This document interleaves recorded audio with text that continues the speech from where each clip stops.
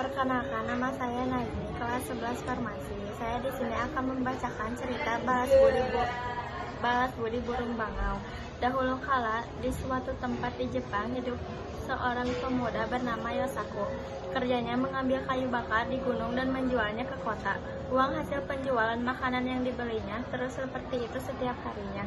Hingga pada suatu hari ketika ia berjalan pulang dari kota, ia melihat sesuatu yang menggelempar di atas salju. Setelah didekatnya, ternyata seekor burung bangau yang terjerat terperangkap sedang meronta-ronta. Yosaku segera melepaskan perangkat itu. Bangau itu sangat gembira. Ia berputar-putar di atas kepala Yosaku beberapa kali sebelum terbang ke angkasa.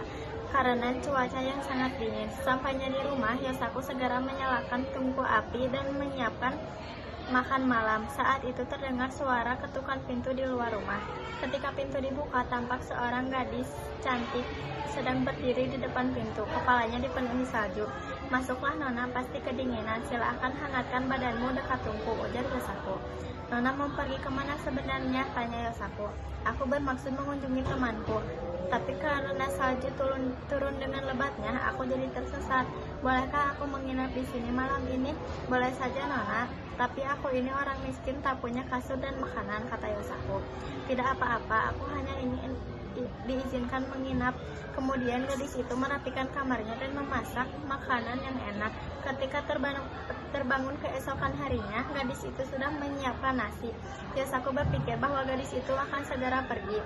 Dia akan merasa kesepian, salju masih turun dengan lebatnya. "Tinggallah di sini sampai salju reda," kata Yosaku. Setelah 5 hari berlalu, salju mereda. Gadis itu berkata kepada Yosaku, "Jadikan aku sebagai istrimu dan biarkan aku tinggal terus-menerus di rumah ini." Yosaku merasa senang menerima permintaan itu. "Mulai hari ini panggillah aku." Setelah menjadi istri Yosaku, Otsuru mengerjakan pekerjaan rumah dengan sungguh-sungguh. Suatu hari, Otsuru meminta suaminya Yosaku membelikan benang karena ia ingin meminta. Otsuru mulai memasak. Ia menyampaikan pesan kepada suaminya agar jangan sekali-kali mengintip ke dalam penyekat tempat Otsuru memohon. Setelah 3 hari berturut-turut memesankan pemakan dan minum, Otsuru keluar. Kain tenunannya sudah selesai. Ini tenunan Ayanishiki. Kalau dibawa ke kota pasti akan terjual dengan harga mahal. Yosaku sangat senang karena kain tenunannya dibeli orang dengan harga yang cukup mahal. Sebelum pulang, ia membeli berbagai macam barang untuk dibawa pulang. "Berkat kamu, aku mendapatkan uang sebanyak ini. Terima kasih istriku." Tetapi sebenarnya para saudagar di kota menginginkan kain seperti itu lebih banyak lagi. "Baiklah, akan kubuatkan," ujar Otsuru. Kain itu selesai pada hari keempat setelah Otsuru memesan. Tetapi tampak Otsuru tidak sehat dan tubuhnya menjadi kurus. Otsuru meminta suaminya untuk tidak meminta permintaan lagi. Di kota sang saudagar minta dibuatkan lagi satu lagi untuk kimono tuan putri.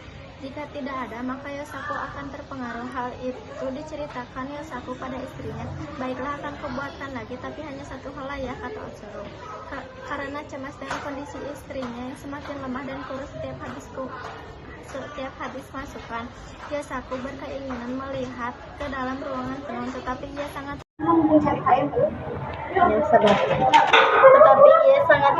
ketika dilihatnya di dalam ruang seekor bangau sedang mencabuti bulunya untuk ditenun menjadi kain.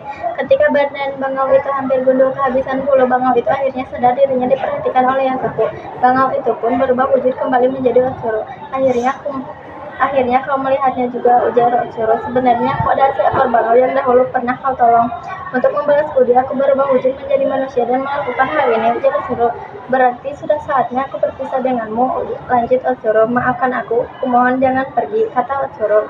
Otsuru akhirnya berubah kembali menjadi seekor bangau. Kemudian ia segera mengepakkan sayapnya terbang keluar dari rumah ke angkasa.